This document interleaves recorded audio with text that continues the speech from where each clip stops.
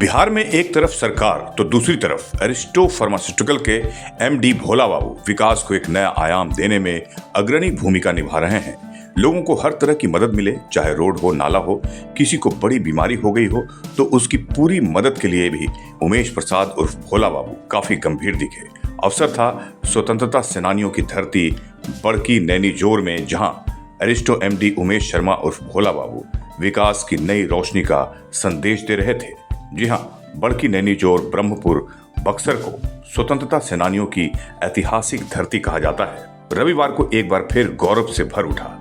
Aristo pharmaceutical के प्रबंध निदेशक उमेश शर्मा उर्फ भोला बाबू का गांव आगमन हुआ। उनके स्वागत में गांव के बच्चों ने पारंपरिक गीत गाकर पूरे माहौल को खुशनुमा बना दिया। समारोह में आयोजकों ने फूलों की विशाल माला पहनाकर सम्मानित किया। स्थानीय पंचायत प्रतिनिधियों और ग्रामीणों ने गुलदस्ते और अंग वस्त्र भेंट कर कृतज्ञता प्रकट की। इस मौके पर डॉक्टर सत्य प्रकाश तिवारी सहित कई सम्मानित ग्रामीणों ने मंच से आभार जताया। समारोह के अंत में उमेश शर्मा ने अपने दिवंगत बड़े भाई किंग महेंद्र की स्मृति में वृक्षारोपण कर एक भावनात्मक क्षण को जन्म दिया। इन्होंने कहा कि समाज और पर्यावरण की सेवा ही उनके जीवन का उद्देश्य है। मीडिया से बातचीत में उमेश शर्मा ने कहा कि मेरी ये प्राथमिकता है कि ग्रामीण क्षेत्रों में विकास की रोशनी पहुंचे। इन्होंने बताया कि एरिस्टो फार्मा की नई शाखाओं के खुलने से ग्रामीण युवाओं को स्थानीय स्तर पर रोजगार के अवसर मिलेंगे। भोला बाबू ने घोषणा की कि गांव में रहने वाली लड़के लड़कियों की शिक्षा के लिए CSR फंड के तहत सहायता प्रदान की जाएगी। इन्होंने कहा कि शिक्षा ही आत्मनिर्भरता की कुंजी है और इस दिशा में वे हर संभव मदद करेंगे। अगर किसी को कैंसर हो गया है तो उसको भी एक बड़ी मदद पहुंचाई जाएगी। ये आयोजन न केवल स्वतंत्रता सेनानियों की पावन भूमि को फिर से सम्मानित करने का अवसर बना, बल्कि इससे गांव के लोगों को विकास, शिक्षा और रोजगार की नई उम्मीदें भी मिली। SK मिर्जा, ईशा न्यूज के लिए।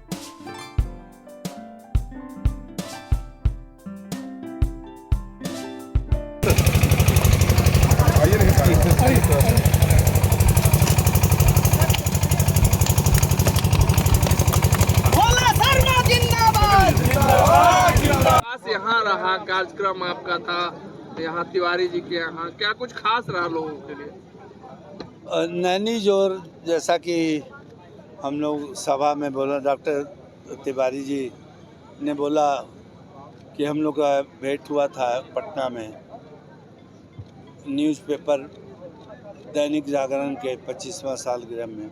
वहीं पर बात हुआ था कि बोले कि मेरा घर बक्सर है। हम बोले कि हम लोग इधर सेंट्रल बिहार में बहुत विकास किया हूँ और मैं चाहता हूँ कि बक्सर में भी शुरू करूँ।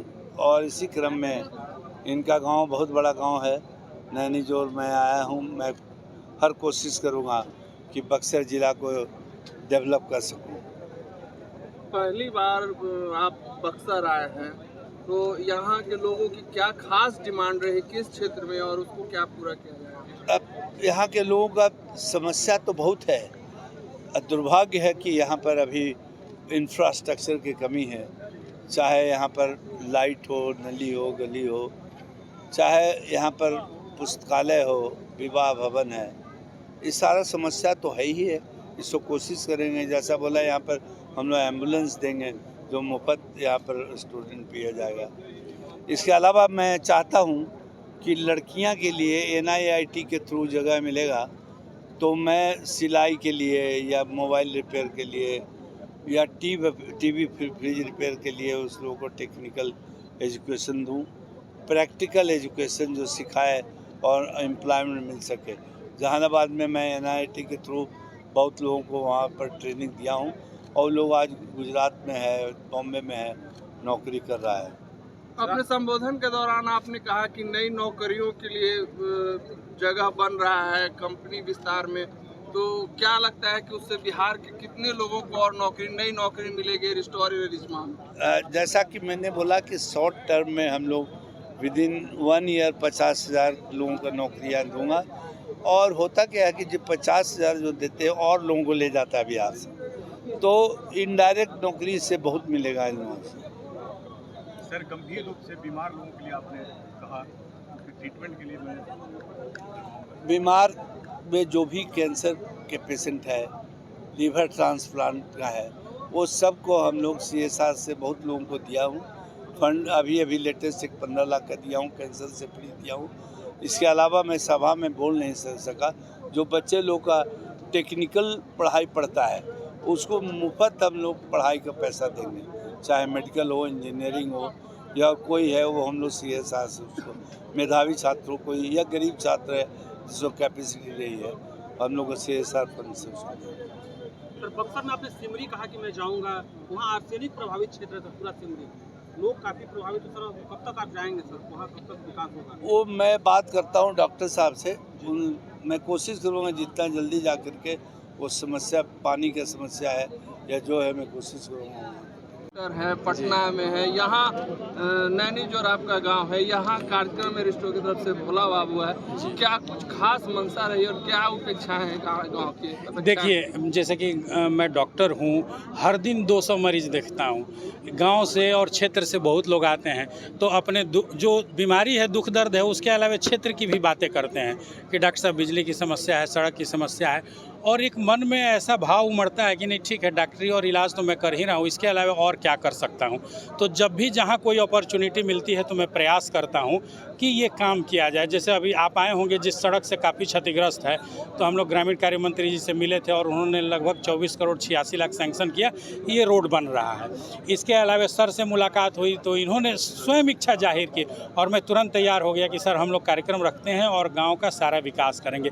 इसके अलावा जहाँ भी जब भी जो मौका मिलता है, चूँकि देखिए सरकार की योजनाएँ बहुत हैं, प्राइवेट सेक्टर की भी, CSR की भी हैं, लेकिन गाँव के लोग सीधे वहाँ तक योजना के बारे में या तो जानकारी नहीं होती है या पहुँच नहीं पाते हैं। तो हम जैसे लोग एक माध्यम का काम करते हैं, हम गांव से भी जुड़े हैं और जो हमारे पदाधिकारी हैं, मंत्री हैं या भोला बाबू जैसे आदरणीय लोग हैं जो मदद कर सकते हैं, उनसे भी जुड़े हैं। तो हम बस एक कनेक्टिंग लिंक का काम करते हैं कि जो लोगों का दुख दर्द है सर तक पहुँचाए, सर ने उसको सुना और ये योजनाएँ दे रहे हैं। और ये कार्यक्रम हम लोग प्रायः करते रहते हैं, चाहे वो अधिकारी हों, मंत्री हों या सर जैसे लोग। भाजपा के प्रकोष्ठ से भी आप जुड़े हुए हैं, यहाँ के स्थानीय भी हैं, कहीं ये मंशा 2025 चुनाव को लेकर भी तो नहीं तैयारी है? देखिए, चुनाव से बहुत पहले से मैं 1990 से मैं RSS का, इसी जहां हमारे गांव का स्कूल है वहां बाल शाखा लगती थी और बाल शाखा में मैं जाया करता था। तो 1990 से मैं 35 साल से जुड़ा हूं और मेडिकल में 2000 गया, 2013 तक 13 साल पढ़ाई की। उस दौरान राजनीतिक गतिविधियां गौण हो गई थी, लेकिन 2013 के बाद फिर मैं सक्रिय रूप से राजनीति में भी था अपने मेडिकल प्रोफेशन के अतिरिक्त। ब्रह्मपुर निश्चित रूप से मेरा स्थानीय क्षेत्र है। अगर इस क्षेत्र के लिए कोई भी दायित्व देती है अपनी गठबंधन की सरकार या जो हमारा पार्टी, तो उस दायित्व से पीछे नहीं हटेंगे। लेकिन इसका उद्देश्य चुनाव नहीं है, इसका उद्देश्य है कि क्षेत्र का विकास हो। चाहे हम एक डॉक्टर रह के करें, समाज सेवी रह के करें, या कोई पद पर आ जाएं तो करें, या ऐसे भी अपने प्रभाव का इस्तेमाल करके करें, कार्य होते रहना चाहिए।